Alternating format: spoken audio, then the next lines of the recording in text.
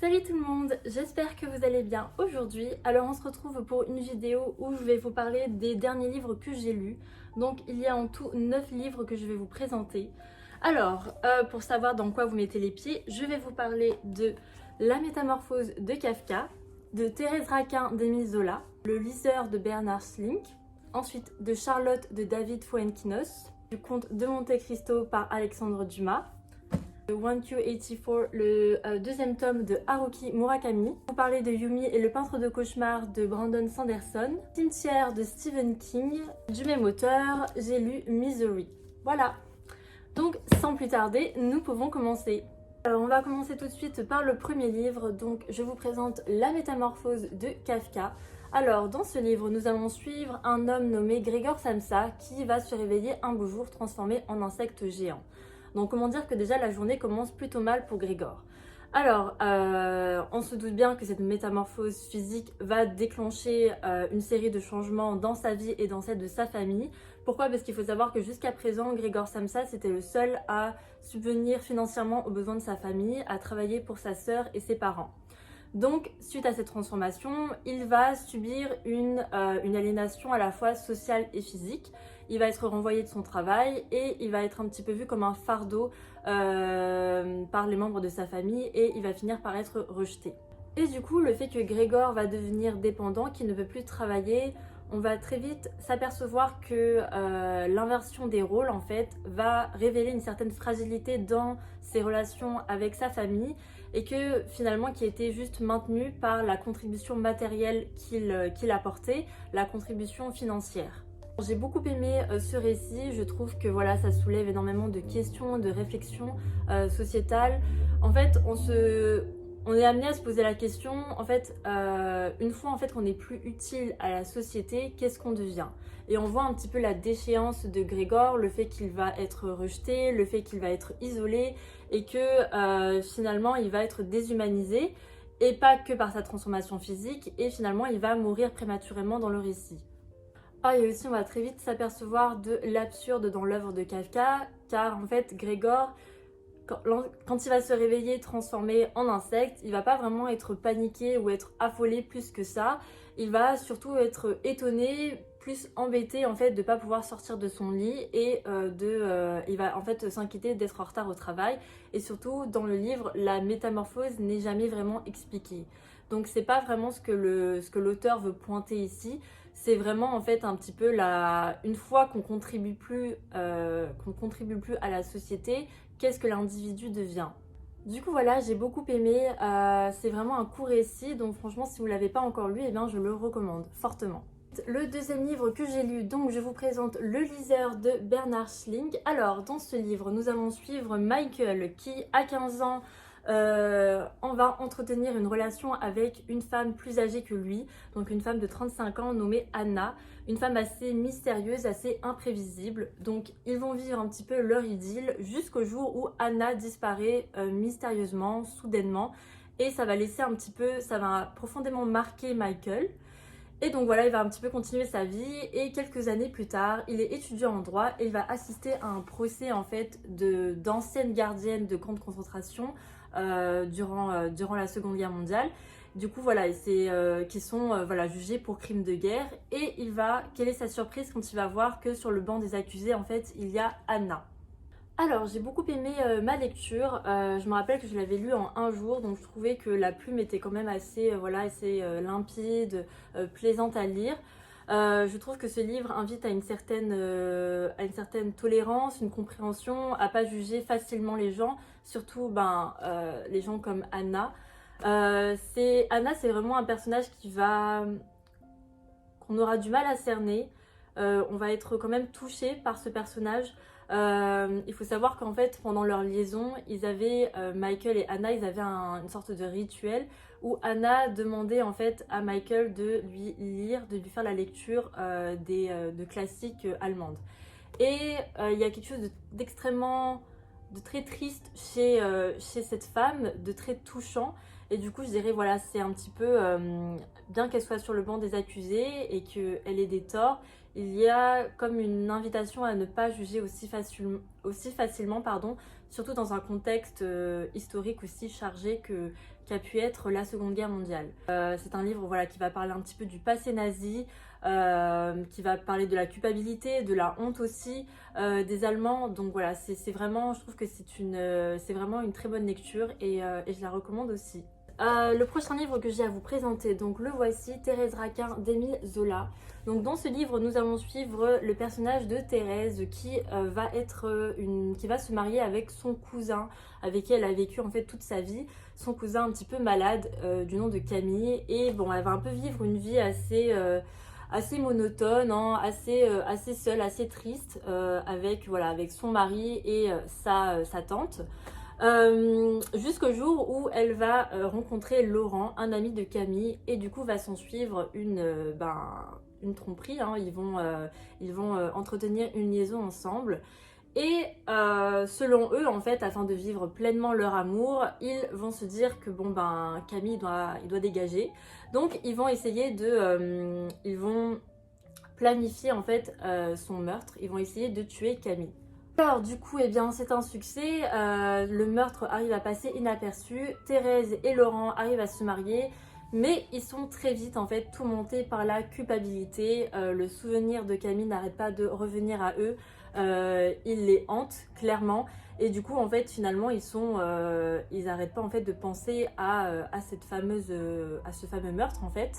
Leur relation n'arrêtera pas d'empirer, ils vont sombrer dans une relation haineuse où ils vont se méfier de l'un et de l'autre. Ils n'arrêteront pas d'avoir des visions, des hallucinations du mari, hein, de Camille. Et du coup, à la fin, en fait, ils vont finir par s'entretuer parce qu'ils n'arrivent tout simplement pas à vivre en fait, avec le poids de leur culpabilité. Alors j'ai bien aimé ma lecture, c'était mon premier Zola et j'ai trouvé que sa plume était très agréable, je trouve qu'il écrit très bien. Il va vite en fait planer, je trouve, une atmosphère assez mélancolique où on a l'impression que tous nos personnages en fait sont moroses, sont malheureux, sont tristes, mais je ne dis pas ça de façon négative, au contraire, c'est juste que voilà, c'est pas une lecture qui respire, disons, la joie de vivre, mais j'ai beaucoup aimé son style. Donc voilà, pour un premier Misola, eh ben, j'ai bien aimé. Ensuite, l'un des livres que j'ai lu, alors je vous présente Charlotte de David Fuenquinos. Donc dans ce livre, nous allons suivre la vie d'une peintre talentueuse allemande du nom de Charlotte Salomon, qui est une jeune femme voilà, d'origine juive qui va être assassinée à Auschwitz à l'âge de 26 ans. Donc ce livre va retracer un petit peu sa vie en tant que peintre, en tant qu'artiste.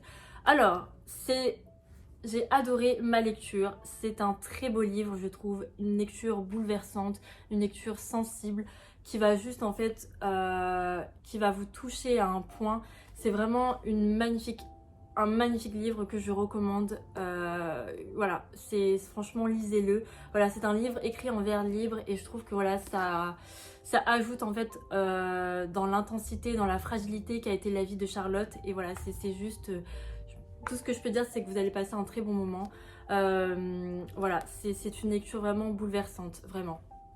Alors, passons tout de suite à mon prochain livre. Donc, j'ai lu 1Q84, le deuxième tome d'Haruki Murakami. Alors, j'en avais parlé dans ma vidéo précédente, donc je vais vous en parler très rapidement.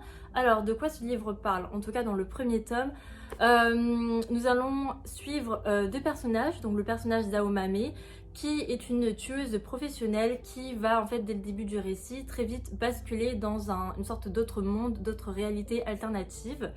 Et elle va découvrir quelques changements, au début un petit peu subtils. Et là, elle va voir en fait dans le ciel qu'il y a deux lunes dans cette autre réalité alternative. Ensuite, en parallèle, nous allons également suivre le personnage de Tengo, qui est un écrivain et professeur de mathématiques. Alors, on va lui demander de réécrire en fait un roman. Il va réécrire le roman d'une adolescente nommée Fukaeli. Donc, et en fait, ce qui se passe dans le livre, il semblerait que Aomame le vive, soit témoin d'événements assez similaires en fait dans cet autre monde, dans cette autre imaginaire réalité alternative. Voilà l'histoire. Alors, il se passe énormément de choses. Voilà, je vais pas m'attarder parce que j'en ai parlé, je pense.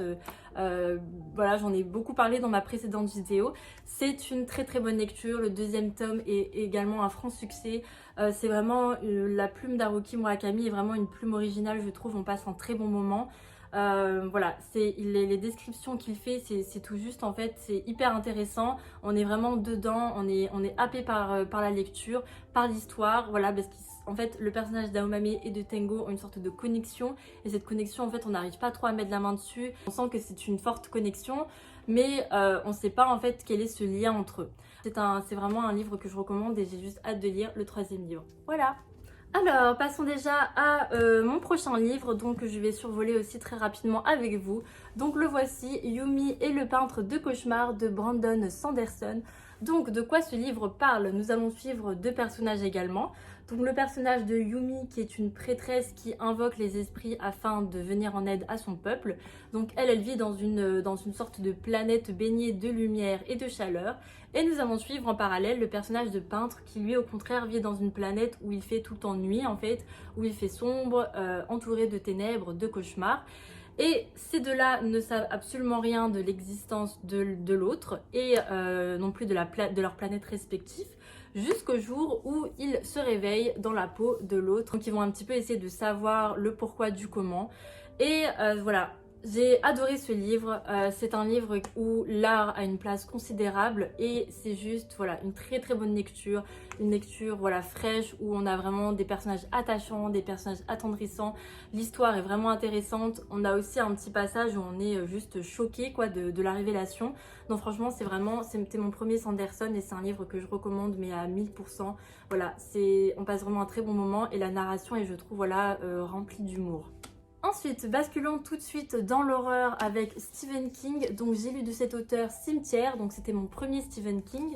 Alors, dans ce livre, nous allons suivre Louis Creed, un jeune médecin de Chicago qui va venir s'installer avec sa famille et leur chat à Ludlow.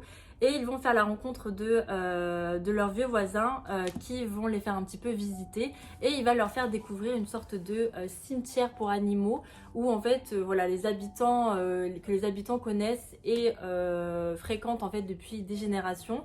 C'est là où les enfants vont enterrer leurs animaux de compagnie. Et un peu plus loin, il y a une sorte d'autre cimetière, un autre lieu de sépulture qui semble renfermer des pouvoirs un petit peu voilà, mystérieux, des pouvoirs un peu surnaturels. Donc va venir en fait un événement où le chat de la famille Creed va être fauché par un camion. Et donc donc Louis en fait va décider d'enterrer le chat dans ce lieu. Et le chat va revenir en fait d'entre les morts, mais il va revenir un petit peu changé. Il va revenir un peu plus chelou, disons. Écoutez, hein, ma foi, j'ai beaucoup aimé cette lecture. On passe un très bon moment. Alors, Stephen King a dit que c'était l'un des livres les plus terrifiants qu'il ait pu écrire. Et on comprend très vite pourquoi. Il y a beaucoup d'éléments, de passages un peu glauques. Il y a des éléments terrifiants et la fin est juste un carnage. C'est juste, voilà, j'ai beaucoup aimé l'histoire. Je trouve aussi qu'il y a un petit peu d'humour, hein, mine de rien. Donc voilà, c'est vraiment un livre que je recommande si vous n'avez pas encore lu ce Stephen King. Voilà. Alors, continuons toujours dans l'horreur avec Misery de ce même auteur. Alors, dans cette histoire, nous allons suivre le personnage de Paul Sheldon, un écrivain assez célèbre qui va se retrouver en fait grièvement blessé après un accident de voiture et il va se faire sauver par une femme nommée Annie qui est apparemment sa fan numéro 1. Mais il semblerait que bon, elle n'est pas trop, elle n'est pas trop pressée qu'il guérisse, elle n'est pas trop pressée d'appeler les autorités, d'appeler l'ambulance. Elle va un petit peu voilà, le séquestrer chez elle et va du coup s'en suivre un huis clos extrêmement terrifiant, insoutenable entre ces deux personnages. J'ai adoré ma lecture, on est juste plongé dans un huis clos juste insoutenable. Le personnage de Danny est juste terrifiant, il fait juste flipper. Elle est d'une sournoiserie, en fait il y a des passages où ça va un peu vous dérouter en fait vu comment ben voilà on est face à une déséquilibrée, donc il y a vraiment des passages où on a juste froid dans le dos. On est en fait les abus physiques, les tourments psychologiques en fait sont brillamment écrits, on est juste on est juste happé par l'histoire, on est en suspens, on a envie de savoir si Paul en fait va s'en sortir. C'est juste voilà, c'est vraiment, c'était une très bonne lecture pour ma part. Voilà. Et j'ai gardé le meilleur pour la fin, donc je vous présente Le Comte de Monte Cristo, écrit par Alexandre Dumas. Alors dans ce livre, nous allons suivre le personnage d'Edmond Dantès, un marin à qui la vie sourit. Il va être promu capitaine, il va se marier avec la femme qu'il aime, il est plus que jamais hyper heureux, jusqu'au jour en fait où il va être injustement emprisonné pour trahison. Et après 14 ans de captivité, il va finir par s'évader et il va revenir sous le nom du comte de Monte Cristo.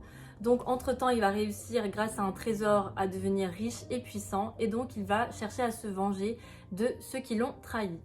Alors, comment vous dire que ce livre est juste une pépite. Donc, il faut savoir que Edmond Dantès, en fait, il va voir son évasion comme le signe, en fait, de la volonté divine.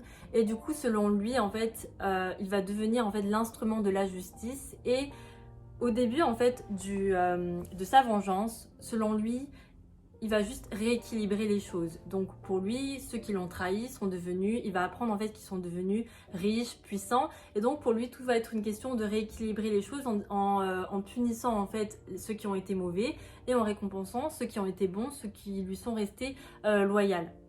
Voilà comment va commencer un petit peu voilà, cette vengeance. Mais ensuite, ça va pas être si facile que ça.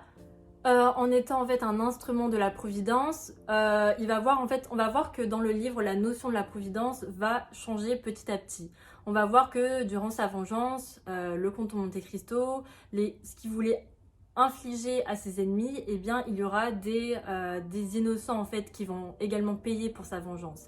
Et là, il va avoir finalement un doute sur en fait finalement son rôle à jouer dedans. Est-ce que vraiment il est là pour amener la justice ou est-ce que finalement il n'est qu'un homme et que il s'est un petit peu laissé aveugler par sa haine, par sa vengeance. Voilà, juste un magnifique roman, voilà, un roman d'aventure qui parle, voilà, qui est à la fois captivante, à la fois complexe, qui parle de vengeance, de trahison, de rédemption, de pardon.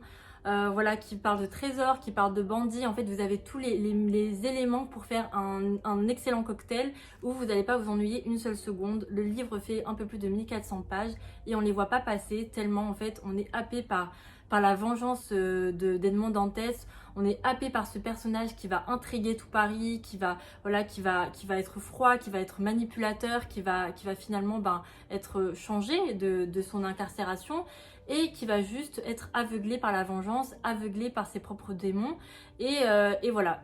Et la fin est juste sublime. Enfin franchement, juste si vous ne l'avez pas lu, je le recommande mais à 1000%, vraiment.